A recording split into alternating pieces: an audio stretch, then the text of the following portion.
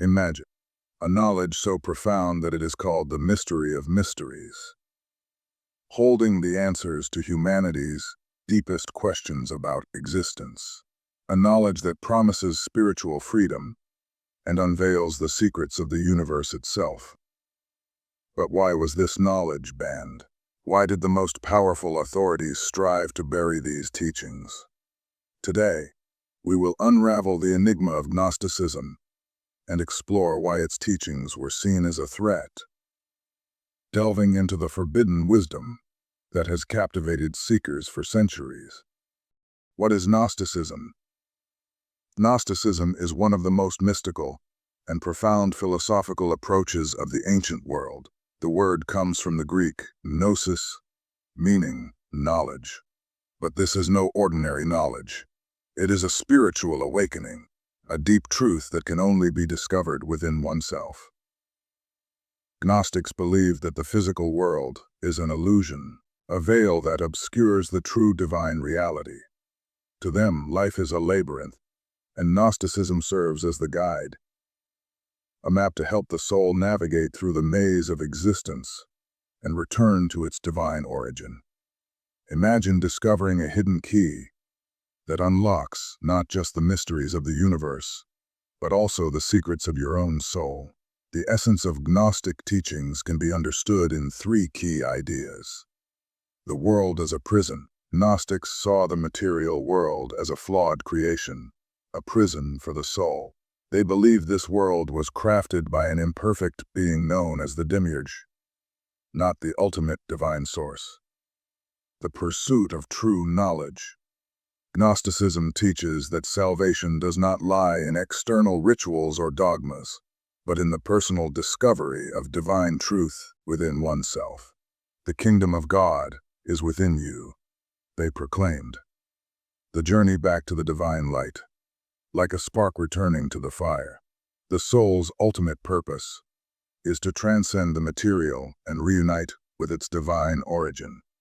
This is not a physical journey, but a spiritual awakening, a transformation that illuminates the path back to the true source of all creation. Why, you may ask, were these teachings banned?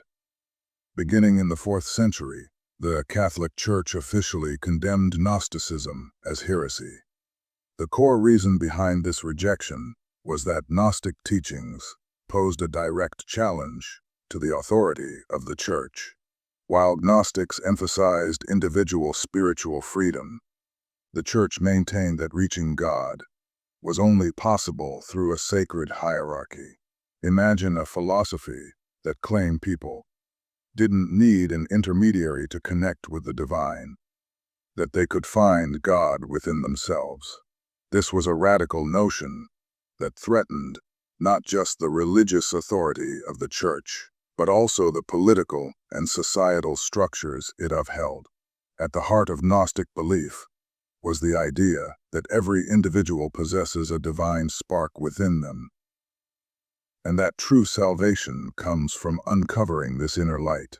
Gnostics taught that one could reach God through personal spiritual exploration, rather than relying on external rituals or religious authorities. Gnostics believed that the divine could be directly experienced without the mediation of priests, rituals, or institutionalized religion. Imagine no barriers between you and the divine. No church, no priest, no dogma. Just your inner journey toward the light within. The Catholic Church, however, claimed that it was the sole representative of God on earth, the only bridge between humanity and the divine. The Church argued that salvation could only be achieved through adherence to its sacraments and hierarchy. Gnosticism undermined this claim, essentially asking, if individuals can connect with God directly, what purpose does the Church serve? This was not just a theological question, but an existential threat to the Church's role in society. The Church's opposition to Gnosticism also stemmed from the stark differences in their views of God, creation, and salvation. Gnostics taught that the material world was created by an imperfect, lesser deity known as the Demiurge, not the supreme god. This sharply contradicted the Church's teaching that God was the perfect creator of all things. Imagine a philosophy that tells you the world you live in is not the work of a benevolent creator, but of a flawed architect. What would this mean for the Church's narrative of divine order and purpose? For the Church, salvation was achieved through faith in Jesus Christ and obedience to its teachings. In contrast, Gnostics believed that salvation came from gnosis, a deep, personal understanding of spiritual truths. Beyond theological differences, Gnosticism represented a broader threat to the social and political order of the time. By the 4th century, Christianity had become the official religion of the Roman Empire, and the Church had risen as both a spiritual and political power. The doctrines of the Church supported the stability of the empire, reinforcing a hierarchical structure that kept power centralized. Gnosticism, with its emphasis on individual freedom and its rejection of centralized authority, was seen as a destabilizing force. If people could reject spiritual authority, what would stop them from rejecting political authority as well? The Church sought to unify society under one doctrine, one God, and one institution. Gnosticism, with its diverse interpretations and emphasis on personal exploration, directly opposed this goal. Its fluid and adaptable nature threatened the Church's efforts to impose order and control. Ultimately, Gnosticism was banned because it stood in opposition to both the theological framework and the socio-political structure upheld by the Church. Gnostic teachings diminished the Church's role as the intermediary between humanity and God, empowering individuals instead. The Gnostic belief in a flawed creator and a transcendent divine essence challenged the Church's portrayal of God as the omnipotent and perfect creator of all things. By promoting individual freedom and rejecting hierarchy, Gnosticism threatened the carefully constructed alliance between church and state. So, you might wonder, why such a strong reaction? The suppression of Gnosticism was not just an attempt to silence a competing philosophy, but also an effort to control the spiritual and social narrative of the time. The Church needed order, unity, and centralized power to maintain its influence over society. Gnosticism, with its message of inner freedom and direct connection to the divine, posed a challenge that was too dangerous to ignore. Imagine a world where no one tells you what to believe, where no institution claims to hold the keys to salvation. Instead, you're guided by the light within yourself. For the Church, this vision was not just unacceptable. It was revolutionary. Although Gnosticism was declared heretical and driven underground, its ideas have endured through the centuries, inspiring countless seekers of truth. Its suppression serves as a reminder of the tension between individual freedom and institutional authority, a struggle that echoes throughout history. Perhaps this is why Gnosticism remains, even today, a true mystery of mysteries. Gnosticism is not merely a belief system. It is a profound philosophical framework that dares to tackle the most fundamental questions of human existence, questions that have haunted humanity since the dawn of consciousness. Who are we? Where do we come from? Where are we going? For Gnostics, these were not abstract musings, but the very essence of life's purpose. Who are we? At the heart of Gnostic thought lies the assertion that we are not merely flesh and bone. The material body, with its limitations and desires, is only a temporary vessel. Beneath this physical facade, Gnostics believed, lies something eternal, something divine, a spark of light, a fragment of the infinite. The Gnostic perspective challenges the notion that we are defined by our material existence. Imagine peeling away layers of an onion. only to discover at its core a radiant, unbreakable light. This is how Gnostics saw the human soul and eternal essence trapped within the confines of the physical world. According to Gnostic teachings, each person carries within them a fragment of the divine. This spark is a reminder of our true nature, one that transcends the boundaries of the material world. You are not this body, they would say. You are light, you are infinite, and you are divine. Where do we come from?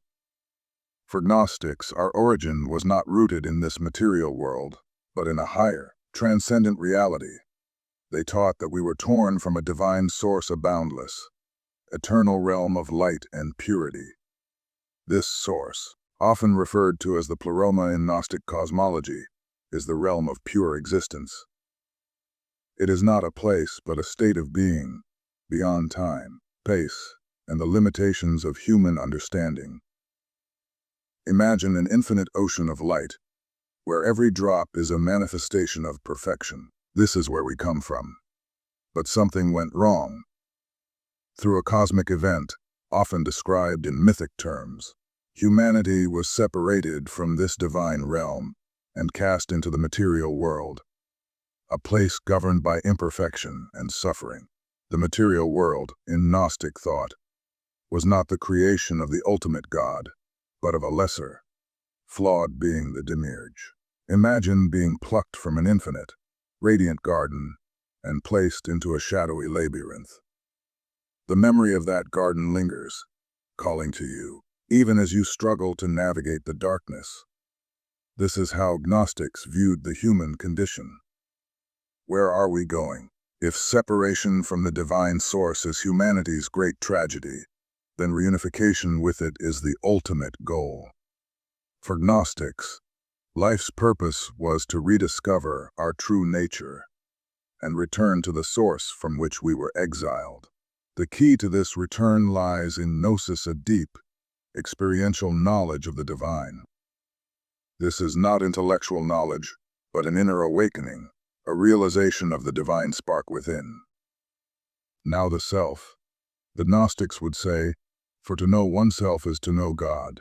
The process of returning to the divine source is often described as a journey, a spiritual ascent, through layers of illusion and ignorance. Each step requires shedding false beliefs, overcoming material attachments, and awakening to higher truths. Imagine climbing a spiral staircase in a dark tower, each step bringing you closer to a radiant light at the top.